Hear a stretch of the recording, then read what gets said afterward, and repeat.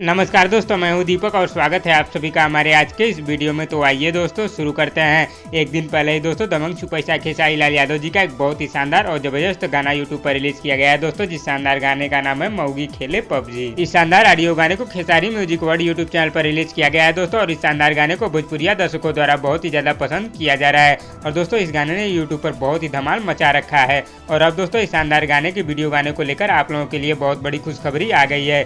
जी हाँ दोस्तों, दबंग सुपरस्टार खेसारी लाल यादव जी के इस शानदार वीडियो गाने को आप लोगों के बीच कब रिलीज किया जाएगा या कंफर्म हो गया है। इस शानदार गाने की शूटिंग पूरी तरह से कंप्लीट हो चुकी है दोस्तों, जिसका फोटो आप लोग स्क्रीन पर देख रहे होंगे। इस वीडियो गाने में आप लोगों को दबंग सुपरस्टार खेसारी लाल यादव जी के साथ चांदनी सिंह नजर आएंगी। इस शानदार गाने को गाया है दबंग सुपरस्टार खेसारी लाल यादव जी ने, गीत सोनू सुधाकर जी का है दोस्तों, और इसे संगीत से सजाया है शंकर सिंह ने।